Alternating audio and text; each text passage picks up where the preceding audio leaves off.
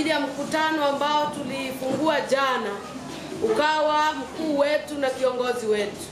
Na leo Baba, tunapoendelea na mkutano wetu, tunaomba Baba uwepo wako uwe pamoja nasi. Andaa mioyo yetu kupitia kwa Roho yako Mtakatifu, na zaidi Kristo upate kuwa Mungu ambaye atazungumza ndani na ndani ya mioyo yetu. Tubariki, utuongoze, tutendee mema. Katika hilo jina kuu la Kristo Mwokozi wetu tumeomba. Amen.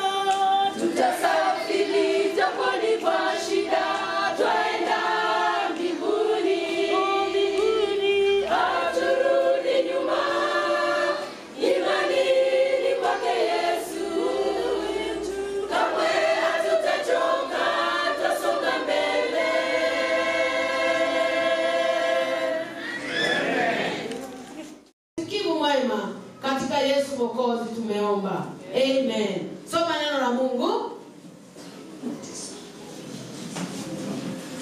17:19 nasema, wakamshika, wakamchukua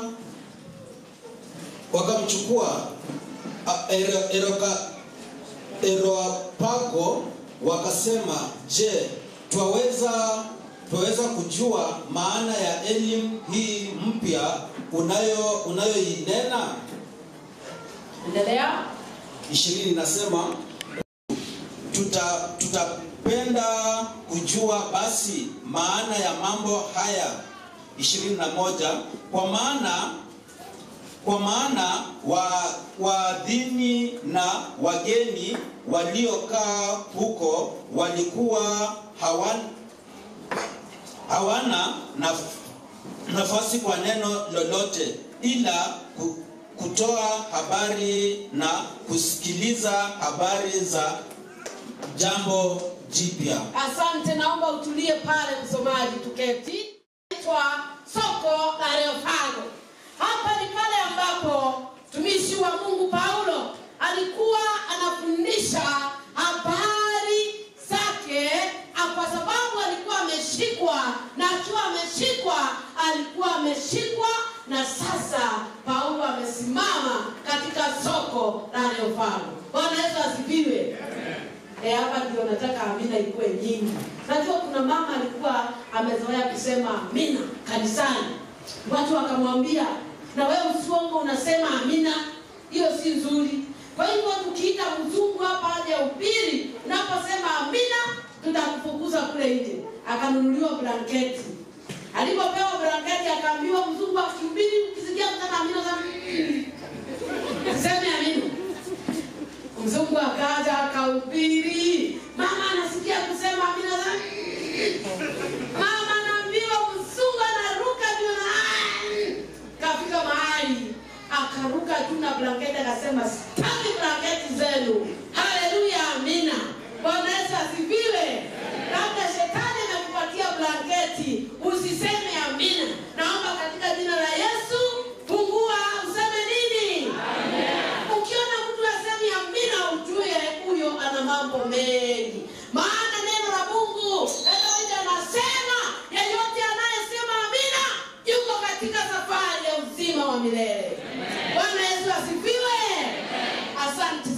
tena imefufuka.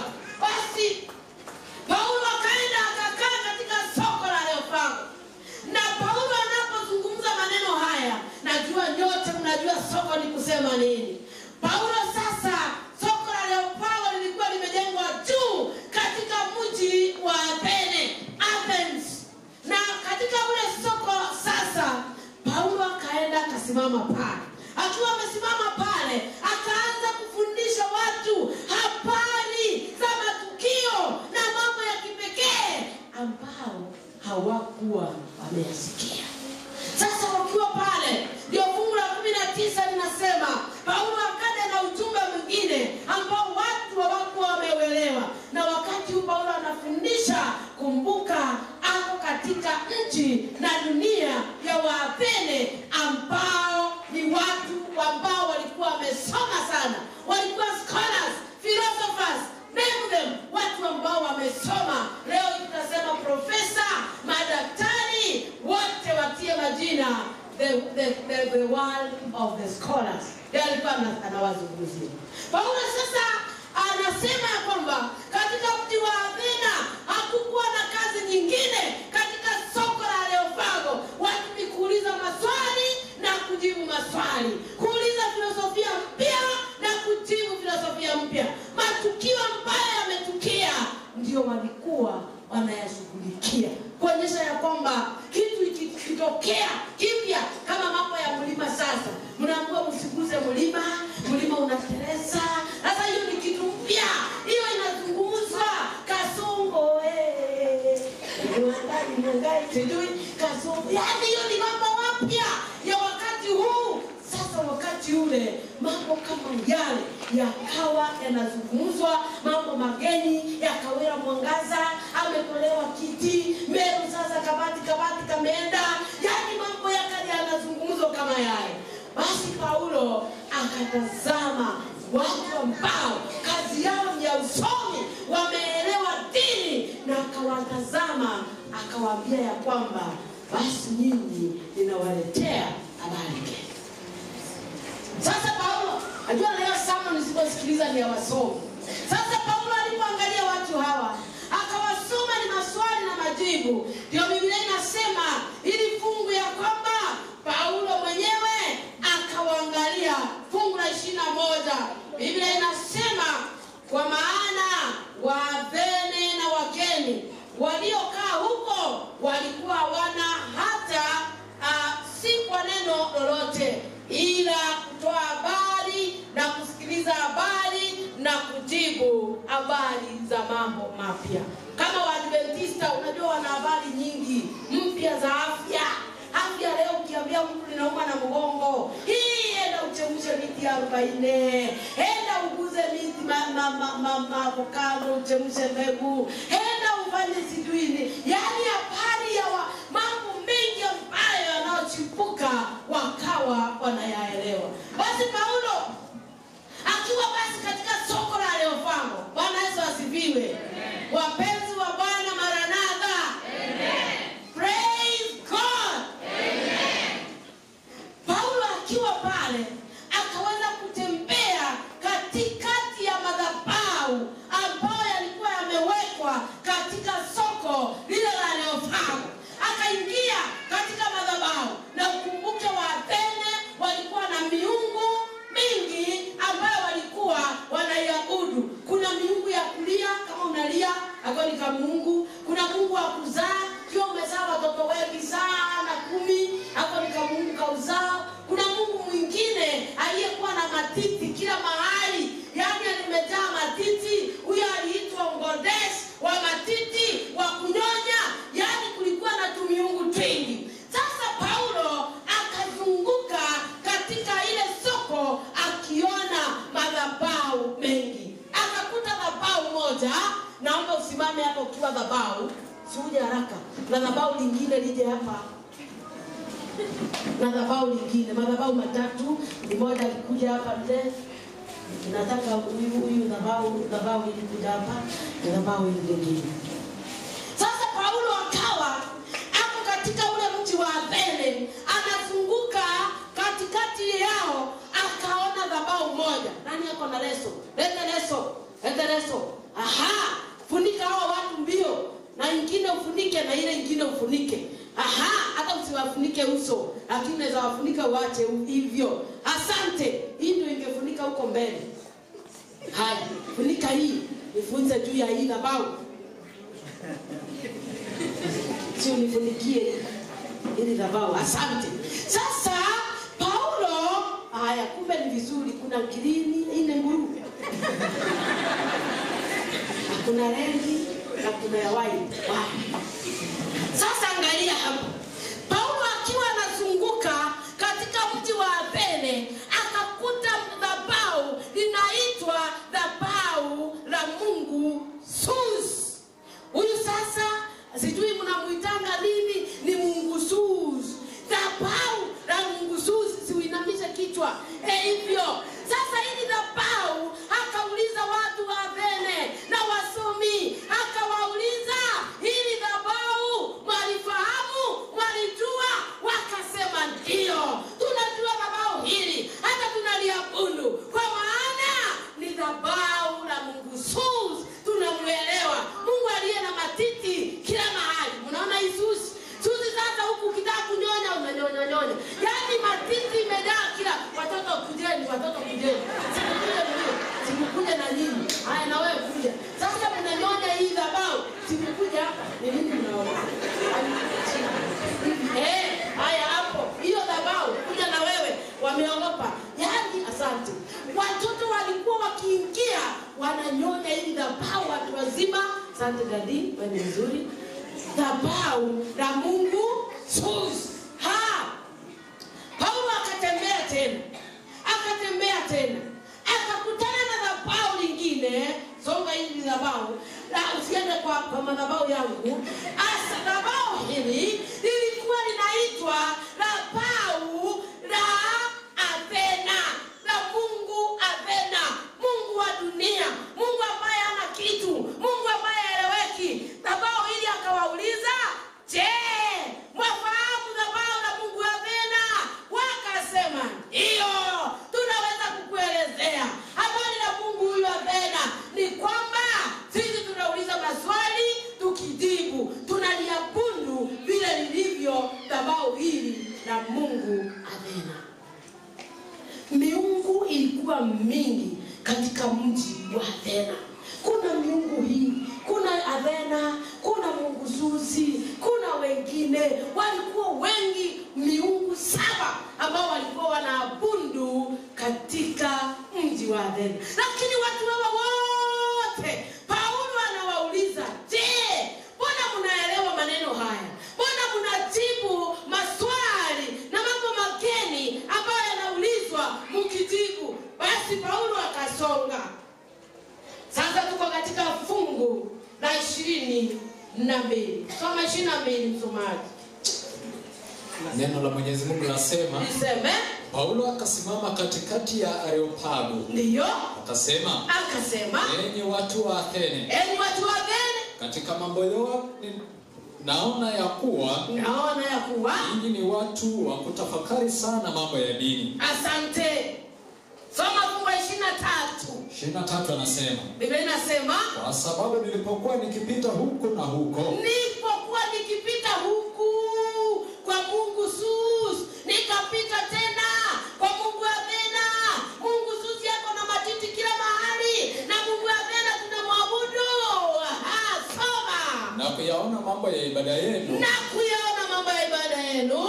Niliona madhabahu. Nikaona madhabahu moja. Iliyoandikwa maneno haya.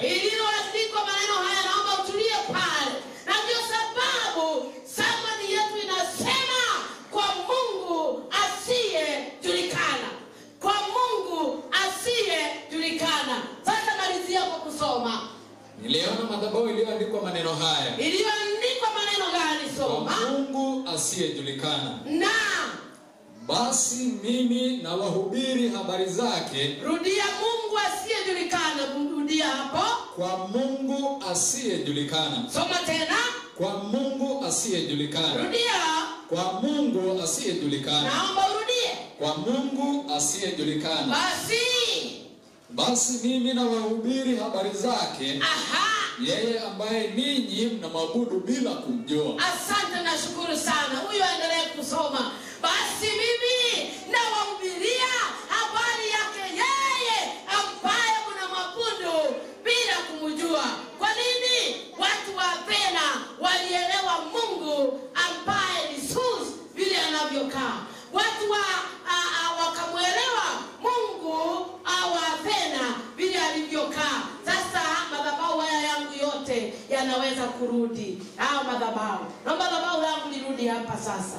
Basi Paulo anasema katika fungu la 23, alipozunguka sasa akakutana na dhabahu lingine. Dhabahu hili, wewe usinamishe kichwa. Dhabahu hili lilikuwa limefunikwa kabisa. Nani atanifunikia hili dhabahu kabisa? Nani atafunika haraka? Mke wake hapo wapi mbio? Maneno ni haraka. Usilete ingine. Chukua hii tu, weke hapo. Asante. Nika yeye mwache tu kinywa mdomo. Harakisha mama, ni nini unaogopa? Sasa Paulo anasema ya kwamba alipo sasa karibia akakutana na dhabahu hili. Nataka usikilize, maana hapa ndipo palipo na ujumbe wa pekee. Alipokuja kwa dhabahu hili akawauliza, je, mwaelewa juu ya dhabahu hili? Wakasema kwa sababu hawaelewi wakastaajabu. Paulo akaangalia dhabahu hili akakuta limeandikwa kwa maandiko makubwa, kwa Mungu asiyejulikana. Paulo basi akawa anataka kujua zaidi kwa nini limeandikwa hivi. Kwa maana dhabahu hili ndilo lilikuwa dhabahu la Mungu mkuu wa mbinguni, mpaji wa vyote na mfalme. Walistahili kulielewa dhabahu hili na kulifahamu, lakini wameandika kwa Mungu asiyejulikana. Wapenzi wa Bwana, leo hii sisi ni kama Waathena wa siku zile, ya kwamba tunaabudu Mungu ambaye hatumfahamu. Tunaabudu miungu mingi, lakini Mungu wa kweli ambaye ndiye Mungu ambaye ni mpaji wetu hatujamwelewa. Naomba usikie, sisi ni kama Athena. Sisi ni kama watu wale waliokuwa na maswali. Sisi ni kama watu wale hawaelewi. Nataka kuambia kwamba wewe na mimi tunaabudu Mungu asiyejulikana, na yeye ndiye tungemfahamu vizuri. Kwa sababu gani? Namba ya kwanza, katika hali ambayo tunayokaa na vile tunavyoishi katika maisha yetu, hata kwa kusema amina kanisani, inakuwa inadhihirisha ya kwamba tunaabudu Mungu asiyejulikana kwa matendo yetu na mambo tunayoyafanya. Hebu sikia, kama asubuhi nilikuwa nasikia tunasomea mambo ya Sabato, kama hali ya Sabato. Wapendwa, tunajua ya kwamba Sabato inaanza jua likitua na inaisha jua likifanya nini? Likitua. Lakini ndio mjue tunaabudu Mungu asiyejulikana. Sisi tunafunga kazi zetu wakati Sabato ishafika. Ndio tunafunga, tunabebana na makabeji, tunabebana na maunga, ndio tunaenda kutayarisha Sabato. Wapenzi wa Bwana, tunaabudu Mungu asiyejulikana. Ya kwamba tunabebana na avocado, tunabebana na vyakula. Sabato ishafika, ukatayarisha Sabato. Tunashauriwa namna gani? Kisoma kitabu kinaitwa The Faith I Live By. Najua mimi ni mwinjilisti, mimi ni mchungaji wa wainjilisti. I am a pastor to the literature evangelist. Katika book depository nasoma vitabu vingi. The Faith I Live By inasema siku ya Ijumaa ni siku ya maandalizi. Sio maandalizi tu ya dunia, hata maandalizi ya kiroho. Mama, unapokuwa katika duka, Sabato inafika, Sabato inaisha, unabebana na avocado. Majini wewe hauko katika mpango wa mbingu. Wakati Mungu anamwaga baraka za Sabato, wewe ni kama mtu yule mwingine, hauna zile baraka. Zamani tulikuwa tunakusanya familia zetu, jua kabla hajatua, tumetayarisha kila kitu, tunaimba karibia, karibia Sabato tamu.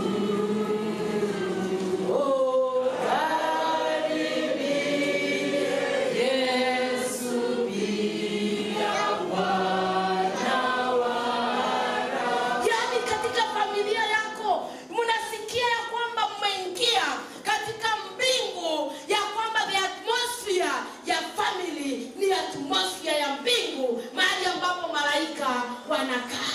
Lakini leo hii utaona saa 2 mama yako mzee yake yanasema nafunga kwenda kukaribia salata, hawana mambo kando, meza kwangu hata kuanguka chini, kwa sababu unaenda kukaribisha Sabato. Hauko katika mpango wa mbingu, kwa sababu imeandikwa kwa Mungu asiyejulikana. Katika familia zetu tulikuwa na maombi. Siku ya leo watu hawana maombi tena. Kila mtu anaamka akienda, kila mtu anaenda step to Christ. Unaposoma mahali inazungumzia maombi, inasema ya kwamba maombi ni ya maana. Tuombe kila wakati. Kusanya familia yako ili muweze kuchukua baraka ya mbingu. Lakini leo hii watu hawana madhabahu katika nyumba yao. Mahali mtatoka kazi, piga magoti na watoto mshukuru Mungu. Wakienda asubuhi, mnashukuru Mungu. Naambia mtoto omba haraka tukarani. Anasema as we are Lord bless us in Jesus name amen. Ndio tunalala kwa Mungu asiyejulikana. Maombi yalienda wapi? Hata wewe angalia tu kwako. Siku ya mwisho mliomba ilikuwa lini? Lakini kelele mingi, mambo mengi. Maisha yetu tunayajua sana Mungu suzi. Hata kazi ya biashara waijua sana Mungu wa Bena. Unaelewa maisha ya kuishi, lakini tabia ya mbingu ambayo ndiye ya Mungu wa kweli, ambayo tunastahili kuifahamu na kuandika Mungu anayejulikana. Tumeandika kwa Mungu asiyejulikana. Kwa mama kwanza siku ya leo tumekuwa na kitu inaitwa don't care spirit. Don't care. Sasa kujua hapo ufike kanisani asubuhi, usirudi saa 8. Wapenzi wa Bwana, Sabato inakuwa asubuhi mpaka jioni. Unaposoma ile Yohana 53 inasema kwamba so that you get the blessing. Usipotunza Sabato hautapata baraka. Inasema kuna baraka zinamwagwa siku ya Sabato, ziko za pekee. Alafu anasema and you will inherit the inheritance ya Jacob. Najua inheritance ya Jacob ni nani? The delight ya Jacob ni kwamba utarithi kusamehewa dhambi na ukaribiana na Mungu ukiwa unatunza Sabato. Wapenzi wa Bwana, unaenda wapi siku ya Sabato? Wakati mbingu inamwaga baraka, unaenda wapi? Tuliachana na maombi, tena tuombi kwanza siku ya Sabato. Tukimaliza kukula tunazungumza habari za ng'ombe, mbuzi, kondoo, msongareli, makono, na vitu tu. Watu kama mjakula saa hii tuko sawa sana. Tukishakula wali na mchele na ugali ingine ndio nimebebwa. Akili zinabadilika. Tunaanza kuongea vitu ya dunia, vitu ambazo hazifai. Wapenzi wa Bwana, ukisoma Desire of Ages inasema topic inasema Sanhedrin and the Desire. Inasema hivi, watu wanakongamana siku ya Sabato, wanaacha kazi zao ili waje kutafuta uso wa Bwana, na mbingu iko tayari kuwamwagia baraka ambazo iko nazo. Lakini inasema ombi lote ambalo linaomba siku ya Sabato, jua limetua, Sabato imeingia, hajua alitatua kabla ombi hilo alijajibiwa. We claim that promise. Katika siku ya Sabato tuna nafasi ya kutafuta Mungu, ama tumeandika kwa Mungu asiyejulikana. Tunakuja na shida zetu, tena tunarudi na shida zetu. Tunakuja na matatizo, na Mungu anasema katika siku ya Sabato jua litatua kabla sijajibu maombi Spirit. Wamama wajane, tena wazee wajane, tena wahubiri wajane. Kristo Daudi akasema katikati ya watu 20, 1, 2, 3, 4, 5, 6, 7, 8, 9, 10, 11, 12, 13, 14, 15, 16, 17, 18, 19, 20. Katikati ya watu hao 20, mmoja pekee ndiye anaonekana akijiandaa kwa ajili ya kufunga historia. Mmoja hapo 20 nimehesabu. Don't care spirit. Mama mmoja ndio kuna don't care spirit. Mtoto akamuuliza, "Mami, mtoto amekimbia kuta mama anakatakata mboga." Akamuuliza mama, "Ni kule hii?" Akamwambia, "Kule." Mama hata ajui nini mtoto anasema akule. Basi mtoto akarudi kwa nyumba, akaketi, akakula ndawa za Mamerani za mama yake. Akasifieka. Mama akauliza, "Na mbona mtoto amenyamaza hivi?" Akakimbia akienda Tibetao, si mama alisema aenda ukule. Mtoto alienda akafieka. Mwingine naye tulikuwa nyumbani kwao, tumeenda kutembea. Wapo wageni, mtoto akakuja mbio akaambia mama kite yuko. Nivae, mami nivae. Akamwambia aende uvae. Mtoto akakimbia akachukua ile nguo ndefu ya mama ya ndani, akavaa kitu, akatokea. Hakuna nguo ya ndani, si ameambiwa bali. Tumpikia? Hatusumi neno la Mungu. Hatujali. Wapenzi wa Bwana ni kama Paulo. Dunia imefikia wapi? Wakati historia shetani ako busy akiharibu watu, na wewe uko busy ukiharibiwa na shetani. Na Yesu naye angependa umgeukie uwe busy katika kujiandaa kwa kufunga historia. Tuko katika maisha ya hatari. Tunahitaji Yesu Kristo. Tunahitaji Mungu. Katika zaka na sadaka, sisi tumeandika kwa Mungu asiyejulikana. Hebu nikufunze slogan moja. Kwa kitabu kinaitwa 70 times 70. Ya kwamba wakati umepata pesa inasemekana the love of money. Pesa itoshi. Sikia kile kinatosha. Ukiwa na 20,000, hiyo inaitwa pesa. Ukitoa zaka ya 2,000, hiyo zaka imeenda 18,000, sio pesa tena, huwa ni baraka. You are eating a blessing. Pesa itoshi, lakini baraka inafanya nini? Inatosha. Wakati unakula zaka na sadaka, unakula mioyo, unakula pesa. Ndio unaona kila wakati uko kwa madeni, kila wakati unagongana, pesa zako hazitoshi. Maana haujazoea kula baraka. Unakula nini? Pesa. Na pesa itoshi. Uko na 10,000, 1,000 sio yako. Unakwenda unaitoa, inakuwa sasa 9,000 ni baraka. Imagine baraka za Mungu zinatosha, lakini pesa haitoshi. Wapenzi wa Bwana, Paulo akawaambia kwa Mungu asiyejulikana. Hata wewe mpaka hapa tumefika, Roho wa Mungu anakuzungumzia. Anakuambia je, anakuambia John, anakuambia Mary. Kweli ni kwamba kulingana na mpango wa mbingu, wewe umeandika kwa asiyejulikana. Hata kwa mawazo yako. Ndio sababu usitoke hapo na mbingu. Ndio sababu nakuta kuona ya kwamba katika maisha ambayo tulio nayo, naomba nisikie. Katika maisha, unajua wachungaji wa Sunday wanasaidia kwa vitu haraka. Katika maisha tulio nayo ya Ukristo, utakuta kuona ya kwamba Paulo alipoangalia watu wa Athene, aliwakuta ya kwamba walikuwa Wakristo, lakini walimea miiba ya kundunga wale wengine. Hii ni miiba hii, nakanga hapa.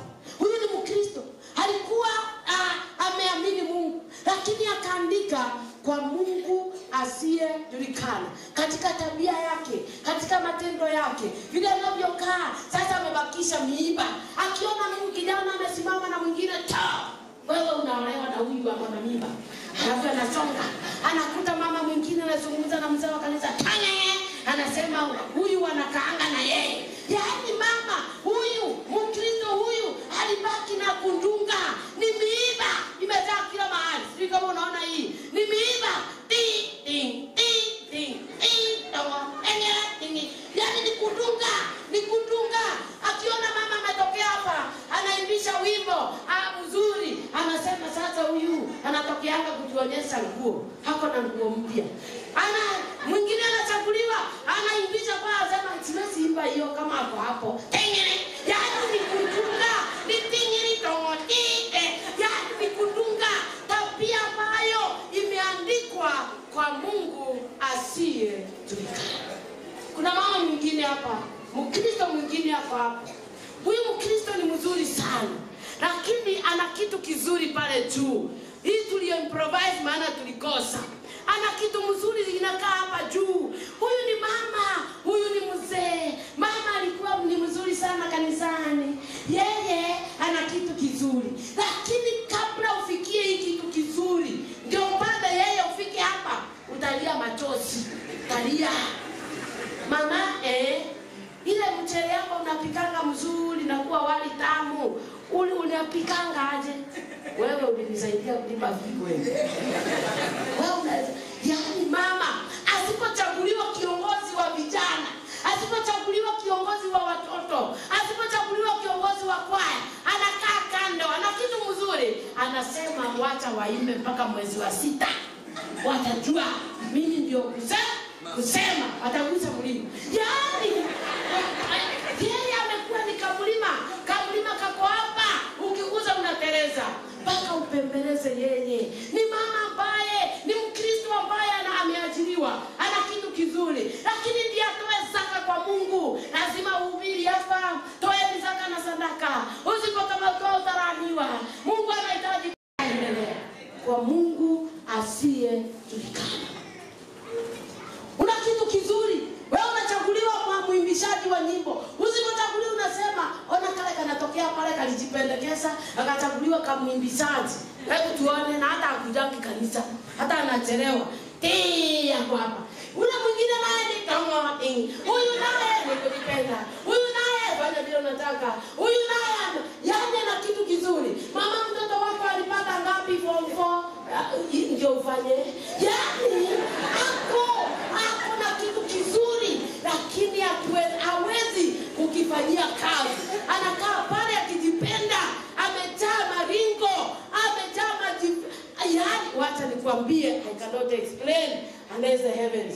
Lakini wapenzi wa Bwana, kuna yule ambaye Kristo mkamilifu, haleluya, ambaye amejaa maua mazuri, ambaye anapendeza kila mahali, ambaye kazi yake ni kusamehana, kujitoa kwa kazi ya Mungu. Haoni mambo ya kuchelewa. Ameachana na miungu mingine ya Mungu suzi, ameachana na madhabahu mengine ya Athena, ameshikana na Mungu, ameondoa katika maisha yake Mungu asiyejulikana, akaandika Mungu anayejulikana. Huyu ndiye ambaye basi mbingu inapomtazama Mkristo mwaminifu, mama mwenye hekima, mama anajitolea kwa kazi ya Mungu, mama ambaye amejua siri ya kumtumikia Mungu. Baada ukienda kwa shamba ya Mungu na jembe, anakuja kwa shamba yako na trakta. Hiyo mwezi sema amina. Amen. Mkristo mwaminifu. Kristo Yesu anasema katika maisha tulio nayo, katika vile ambavyo umefikiri umeona, enyewe umejaa miiba, enyewe nimejaa miiba. Kristo anahitaji kuingia katika maisha yetu, auishe maisha yetu tena, atuondoe mama miiba ambaye tumefukuza watu wengi, atuondolee kujipenda, atuondolee kuringa, atutengeneze tuwe wema. Ili siku ile anaporejea mara pili, atakuja na ujira mkononi, kulipa kila mmoja kadri ya kazi aliyofanya. Wapenzi wa Bwana, tunahitaji kuweza kuwa Wakristo waaminifu, waliojaa Roho Mtakatifu wa Mungu, waliouishwa na Roho Mtakatifu wake, watu ambao wako tayari kufanya kazi ya Mungu. Hata wanapoambiwa simama tuimbe, mtu anasimama maana anajua aliyemuita ni Kristo na yeye ndiye mwenye vyote. Huyu ndiye Yesu anayetaka siku ya leo. Wangapi anasema kama mimi nahitaji kuwa Mkristo kabisa? Mama tusimame. Mama tusimame. Tusimama kwa wema.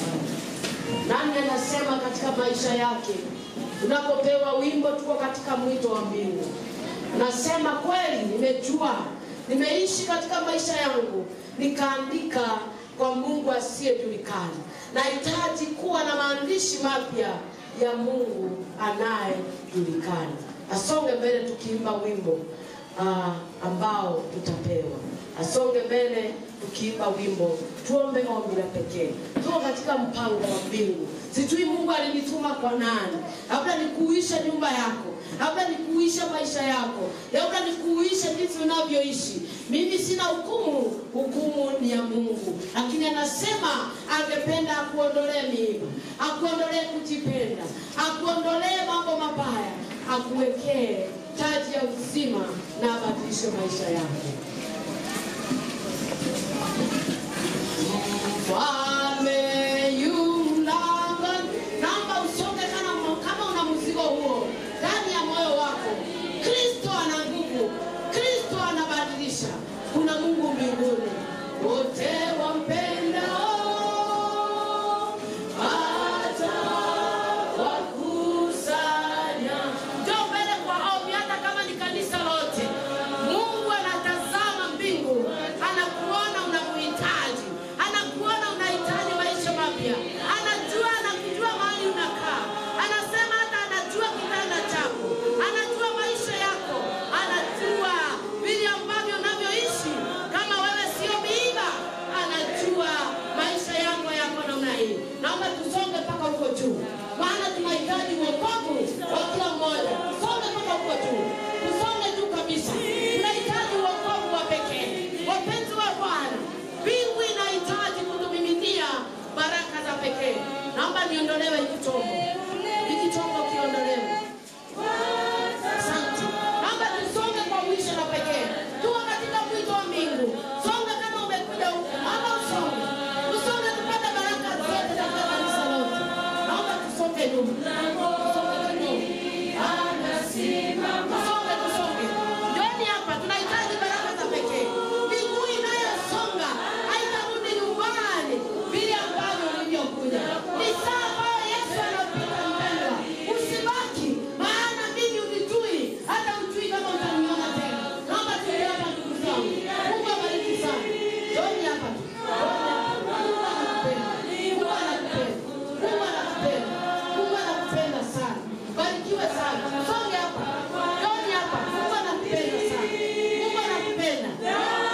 Anapenda kuishi maisha yetu, kwa maana hivyo ndivyo inavyompendeza. Njoni ndugu zangu. Mungu abariki sana. Asante kwa kuona maisha yetu. Hata mimi niko kama nyinyi, nahitaji Kristo. Njoo hapa tuombe. Waweza kuomba ombi la pekee. Wewe unabaki huko, ndio mbingu inangoja. Maana Kristo angependa akupe maisha mengine mapya. Tutakaa na Mwokozi. Tutakaa na Mwokozi. Mataoni ya milele. Daima tutafurahi kuwa watu wake. Tuimbe yuwaja. Kama kuna mtu mwingine anahitaji baraka za mbingu, njoo hapa tunapoomba. Njoo tunapoomba. Songa kwa miguu yako. Miguu yako inaweza kuletea baraka za pekee. Songa mbele kwa miguu yako. Kuja kwake karibu. Mtakatifu Baba na Mungu wetu ishie juu mbinguni, tunakushukuru sana kwa sababu ya neema na rehema zako. Kweli na hakika ni kwamba maisha yetu tumeandika kwa Mungu asiyejulikana. Kwa tabia, matendo na yote ambayo tunayofanya, Baba, zote tumepungukiwa kulingana na Warumi 3:23. Zote Baba tumepungukiwa na utukufu wako. Tunakuhitaji Kristo uishi na pekee. Tunahitaji Baba nguvu kutoka kwako mbinguni. Tunahitaji Bwana uishe mioyo yetu tena. Utuondolee miiba ambayo shetani alitutwika. Utuondolee kujipenda ambayo shetani alitutwika. Baba, utuweke matunda mema katika maisha yetu na mawazo yetu, ili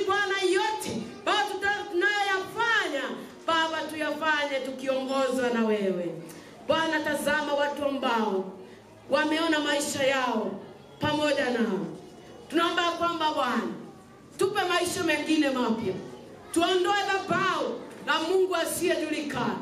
Tuandike Baba katika jina lako Mungu anayejulikana, kwa kutunza Sabato, kwa kutoa zaka na sadaka, kwa kutunza masaa yako matakatifu, kwa kupendana, kwa kuishi katika nyumba zetu kwa maombi, na zaidi Kristo uisha mioyo yetu ili tuwe na upendo wa ajabu na wa pekee pamoja nawe Bwana. Jina lako litukuzwe Yesu. Asante kwa kanisa hili la Isinya. Wabariki Baba, watendee mema. Wauishe Bwana na moyoni mwao pasije patikana mmoja atakayekosa uzima wa milele. Baba wa mbingu, na wainua kila mmoja, na hata wale wamebaki wakisimama kule nyuma, Baba mkono wako washikilie na watendee mema. Kwa maana Mungu amesema wao kweli wako na wewe, walinde daima dawamu. Tuongoze nasi tulio hapa. Mungu, tazama mikono yetu.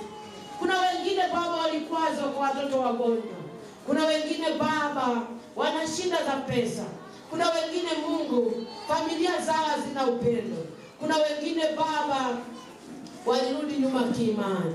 Baba tazama mioyo yetu, maana unatujua. Tuletee dawa ya pekee Mungu. Tuponye na magonjwa na urejeshe tena Mungu wako katika nyumba zetu. Jina lako linuliwe na lipewe sifa. Tunaporudi nyuma na kwa miguu yetu mahali tulikuwa, tumerudi watu wapya ambao wametakasika zaidi kwa njia ya Roho Mtakatifu.